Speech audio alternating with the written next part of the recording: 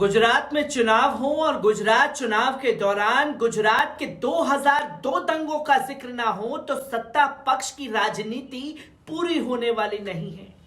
आदाब, नमस्कार, अस्सलाम वालेकुम नाजरीन। पल पल न्यूज के न्यूज रूम से मैं हूं आपके साथ नदीम अकरम। जी हां, गुजरात 2002 के दंगों को लेकर के सुप्रीम कोर्ट ने एक फैसला सुनाया और उस फैसले में जो कार सेवकों की मौत हुई, जिस बोगी पर पत्थर चलाए गए, वो पत्थरबाज जेल की सलाखों के पीछे हैं, जिस पर कोर्ट ने उन पर नरमी बरती, जो कि कई सालों से जेल की सलाखों के पीछे हैं। सरकार ने उनके खिलाफ पूरी तरीके से मोर्चा खोल दिया और सुप्रीम कोर्ट को ही कटघरे में खड़ा कर दिया कि आप कैसे इन पर नरमी बरत सकते हैं। अब जब नरमी की बात की जा रही है तो आपको पता होगा कि यही गुजरात की बीजेपी सरकार जो है बलात्कारियों को जेल से छुड़ाती हुई नजर आई। 2002 में बिल्किस बानो के बलात्कारियों को छुड़ाने का काम जो है इसी गुजरात सरकार द्वारा किया गया और इसी गुजरात सरकार के 2002 के दंगों की फाइल को बंद करने का काम भी कराया गया, जिसकी तस्वीरें लोगों के सामने आई। और जब इनके हक की बात होगी तो ये सड़कों पर उतर करके बिल्कुल खामोशी इख्तियार कर लेंगे और जहां इन्हें राजनीति करनी होगी तो ये खुल करके उसके खिलाफ हो, चाहे सुप्रीम कोर्ट के खिलाफ भी खड़े होने से बाज नहीं आते। और गुजरात के ही दिग्गज नेता, देश के गृह मंत्री अमित शाह तो ये कह चुके हैं कि 2002 में हमने ऐसा सबक सिखाया है कि आज तक वो खड़े नहीं हो पाए हैं। जब गोधरा कांड को लेकर के बड़ा फैसला सुप्रीम कोर्ट ने सुनाया है तो किस तरीके से छटपटाहट देखने को मिली है भारतीय जनता पार्टी की, एक बार इस रिपोर्ट पर नजर डालते हैं। गुजरात में दूसरे चरण की वोटिंग से पहले राज्य की भाजपा सरकार ने 2002 के गोधरा केस में नरमी बरतने का विरोध किया है। गोधरा में ट्रेन की बोगी जलाए जाने से 59 कार सेवकों की मौत के बाद सांप्रदायिक दंगे भड़क चुके थे। दरअसल सुप्रीम कोर्ट ने कहा था कि इनमें से कुछ दोषी पत्थरबाज थे और वे जेल में लंबा समय काट चुके हैं। ऐसे में कुछ को जमानत पर छोड़ा जा सकता है। हालांकि गुजरात सरकार ने किसी तरह की नरमी ना बरतने की बात कही। इन दोषियों की अपील 2018 से ही सुप्रीम कोर्ट में लंबित है। इस कांड के बाद पूरे राज्य में दंगे भड़क गए थे। गुजरात सरकार ने पत्थरबाजों की भूमिका को गंभीर बताया था और S6 कोच में शरारती तत्वों द्वारा आग लगाए जाने के बाद इन लोगों ने कोच पर पत्थर बरसाना शुरू कर दिया, जिससे ना तो यात्री बाहर आ सके और ना कोई बचने के लिए अंदर जा सके। चीफ जस्टिस डीवाई चंद्रचूड़ और PS नरसिम्हा की पीठ ने कहा कि दोषी 17-18 साल से जेल में बंद हैं और कोर्ट पत्थर फेंकने के इन दोषियों को जमानत देने पर विचार कर सकता है। इस पर सॉलिसिटर जनरल तुषार मेहता ने कहा कि यह महज पत्थरबाजी का केस नहीं है साहब, क्योंकि इसके चलते जलती हुई बोगी से पीड़ित बाहर नहीं निकल पाए थे।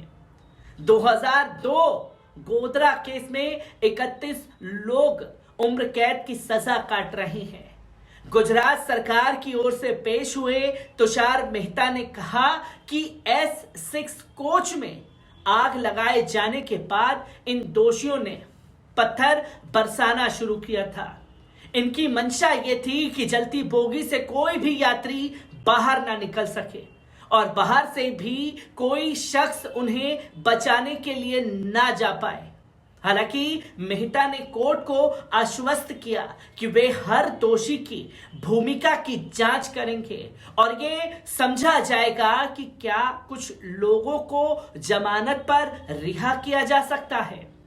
सुप्रीम कोर्ट ने SG को इसकी अनुमति देते हुए 15 दिसंबर को अपनी रिपोर्ट पेश करने को कहा है, जिसकी तस्वीर लोगों के सामने आई है।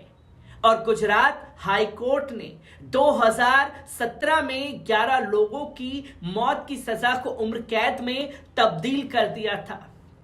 इसके साथ ही 20 अन्य लोगों की उम्र कैद की सजा को बरकरार रखते हुए केस में 63 लोगों को बरी कर दिया गया था।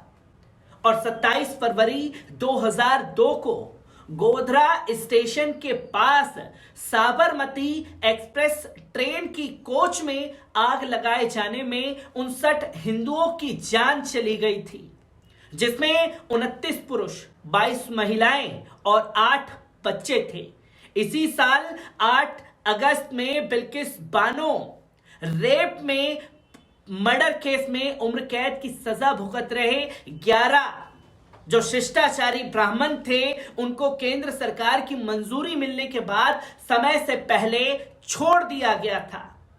जहां सुप्रीम कोर्ट में भारतीय जनता पार्टी का जो असल दोगलापन है वो खुल करके लोगों के सामने आ गया है। जहां काफी लंबे समय से ट्रेन पर पत्थरबाजी के चलते 15-20 सालों से जेल की सलाखों के पीछे हैं, जिस पर सुप्रीम कोर्ट ने कहा कि वो उनके ऊपर नरमी बरतने का विचार कर रही है। उन्हें जमानत पर छोड़ा जा सकता है क्योंकि वो सिर्फ पत्थर बरसा रहे थे, जिस पर सरकार के वकील ने पैरवी करते हुए तमाम बातें तो गिना दी, पर उन बातों के बीच में जो चीज थी, जो जिक्र था, वो नहीं था तो बिल्किस बानो का। जहां बिल्किस बानो का जो 11 ब्राह्मण शिष्टाचारी हिंदू थे, उन लोगों ने उनका रेप किया और रेप के साथ साथ उनकी 8 माह की बच्ची को पटक पटक के मार डाला। इसके बाद उनके परिवार के लोगों की हत्या की गई। यह हत्या पर भारतीय जनता पार्टी उन बलात्कारियों के साथ खड़ी होती है और पत्थरबाजों को लेकर के कोई फैसला अगर सुप्रीम कोर्ट गोधरा कांड पर सुना रहा है तो उस पर नरमी बरतने हुए बवाल खड़ा करने की कोशिश कर रही है। और ठीक दूसरे चरण से पहले अगर गोधरा कांड को लेकर के सुप्रीम कोर्ट बड़ा फैसला सुनाता है तो किस मुंह से भारतीय जनता पार्टी कट्टर हिंदुत्व की छवि लेकर के जनता के बीच में जा पाएगी? क्योंकि यहां अगर बलात्कारी हिंदू समुदाय से है और ऊपर से ब्राह्मण है तो भाजपा पूरा दल बल लगा करके उसे बचाने की कोशिश करेगी। केंद्र से राज्य सरकार तक बलात्कारियों के समर्थन में खड़ी हो जाएगी। पर यहां सुप्रीम कोर्ट के गोधरा कांड पर लिए गए फैसले पर किस तरीके से दोगला रवैया भारतीय जनता पार्टी ने अपनाया है, इसकी तस्वीरें भी देश की जनता के सामने हैं। और गुजरात चुनाव में आखिरकार गुजरात दंगे का जिस तरीके से जिक्र चला है उसको भी देश देख रहा है। मैं ऐसी ही खबरों से आपको रूबरू कराता रहूंगा। दीजिए इजाजत, शुक्रिया।